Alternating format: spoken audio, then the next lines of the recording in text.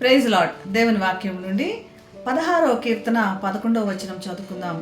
జీవ మార్గమును నీవు నాకు తెలియజేసెదవు, నీ సన్నిధిని సంపూర్ణ సంతోషము కలదు, నీ కుడి చేతిలో నిత్యము సుఖములు కలవు. పునరుద్ధానుడైన యేసు మనతో ఉన్నాడు. ఆయన మరణమును జయించి పాపమును జయించి వెళ్ళి తండ్రి కుడి పార్శ్వమున కూర్చొని ఉన్నాడు.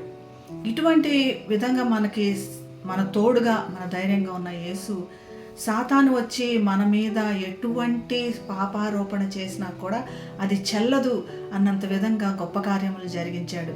మనకు విముక్తి కలగజేశాడు. మనం ఎప్పుడూ కూడా స్వతంత్రులము, ఏ పాపభారం లేదు అన్నది ఎప్పుడో దావీదు తన ప్రవచనాత్మకంగా పరిశుద్ధాత్మ పూర్ణుడై రాసుకున్నాడు ఎన్నో వందల సంవత్సరాల క్రితం. అది దేవుడు మాట తప్పని వాడు కాబట్టి ఖచ్చితంగా నెరవేరిందని యేసు ప్రభు తర్వాత వచ్చిన పేతురు, దేనికి ఎన్నిక లేనటువంటి విధంగా ఉన్న పేతురు, మాటలు రానటువంటి పేతురు, వెనక ఉండేటువంటి పేతురు పరిశుద్ధాత్మతో నింపబడిన వాడే యేసుని గురించి ప్రత్యక్షత తెలియపరుస్తున్నాడు. ఇటువంటి గొప్ప కార్యములు మన దేవుడు చేస్తాడు. జీవ మార్గములు కలుగజేస్తానని చెప్తున్నాడు. యేసు అదే చెప్తున్నాడు, నేనే మార్గమును సత్యమును జీవమునై ఉన్నాడని. ఆయన సన్నిధిలో సంపూర్ణ సంతోషం ఉంది.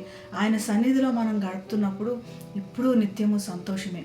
ఆయన సన్నిధిలో గడుపుతున్నామన్నప్పుడు ఆయన్ని మనం గౌరవిస్తున్నట్లు, ఆయన్ని మనం హెచ్చిస్తున్నట్లు, ఆయన్ని ఆరాధిస్తున్నట్లు. నా సన్నిధిలో మీరు గడపండి, నిత్యములు సుఖములు కలవు అని. మనం ఎదుర్కొంటున్న ఏ పరిస్థితులకు కూడా అది దేవుని చిత్తం కాదు. అది మనం దేవుని సన్నిధిలో సమయాన్ని వెచ్చించలేక మనం ఎదుర్కొంటున్నటువంటి ఇబ్బందులు అన్నది తెలియపరుస్తున్నాడు. యేసు ప్రభు మరణం జయించి మరి యేసు ప్రభు తన తండ్రి దగ్గర కూర్చొని ఉన్నాడు.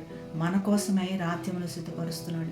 ఇటువంటి గొప్ప ధన్యత కలిగిన మనము దేవుని స్తుతించి ఆయన యొక్క సంపూర్ణ సంతోషము నిత్యము సుఖములు అనుభవించడం గాక ప్రార్థన చేసుకుందాం.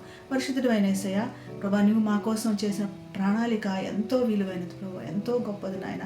నేను మా కోసము సంపూర్ణ సంతోషము నిత్యములు సుఖములు మాకు ఏర్పాటు చేసావు.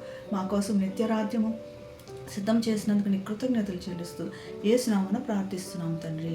ఆమేన్. Have a blessed day. God bless you.